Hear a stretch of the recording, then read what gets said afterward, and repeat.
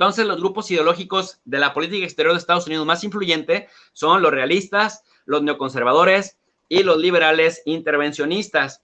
En primer lugar, vamos a pasar a ver qué dicen los realistas y por qué son tan influyentes.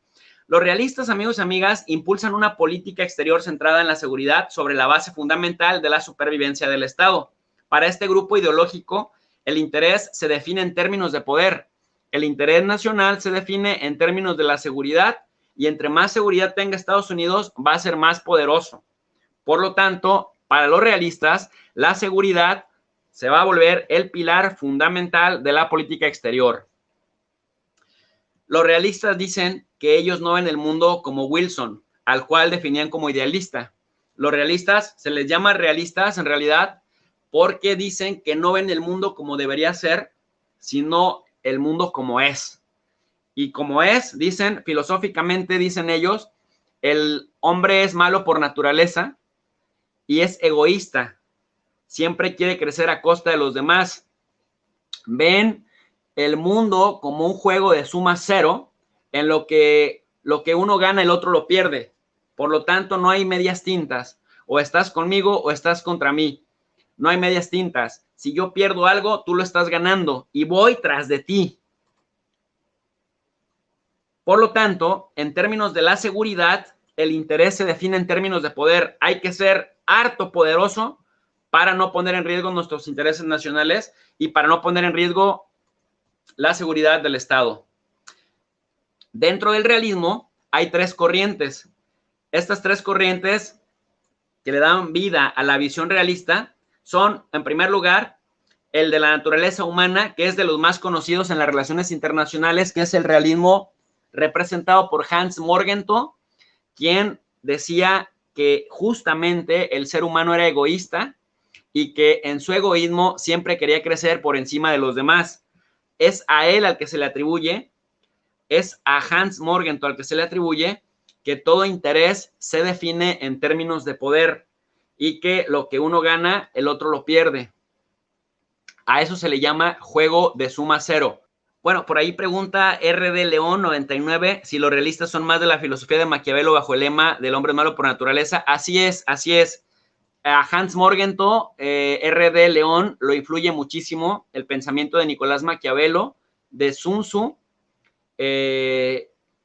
y bueno, pues prácticamente todos aquellos que piensan que lo que uno gana, el otro lo pierde, definitivamente.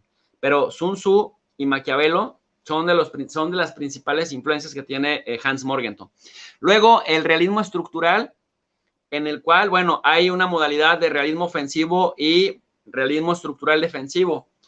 Entonces, el realismo estructural dice, amigos y amigas, que es bien importante cómo se construya la estructura, porque de la estructura va a depender cómo se comportan las unidades.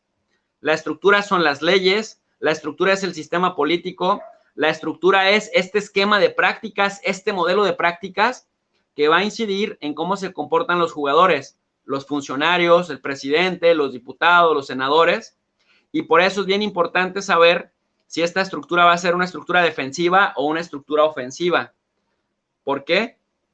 Porque de cómo quede conformada la estructura va a depender cómo se toman las decisiones y de eso va a depender si las decisiones son acertadas o son contraproducentes. Bueno, en ese contexto, amigos y amigas, los principales autores que representan el realismo estructural son John Mearsheimer, un profesor muy respetado en Estados Unidos, Stephen Walt, pero principalmente Kenneth Waltz, de quien ya hemos hablado bastante cuando hablamos sobre todo del tema nuclear. Y la tercer corriente del realismo es el realismo neoclásico, el cual a grandes rasgos trata de explicar el funcionamiento del sistema internacional con Estados Unidos a la cabeza.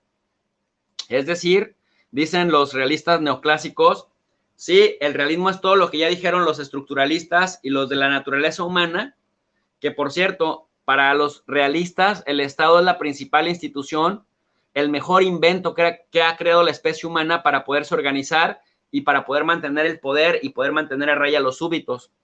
Por ahí otra cosa que me faltó decir es que otro de los grandes pensadores clásicos que influyen en el pensamiento de los realistas es Thomas Hobbes, por ejemplo, desde esta obra de Leviatán. Y bueno, entonces los realistas neoclásicos dicen, pues hay que explicar cómo funciona el sistema internacional, pero hay que explicar cómo funciona con Estados Unidos a la cabeza.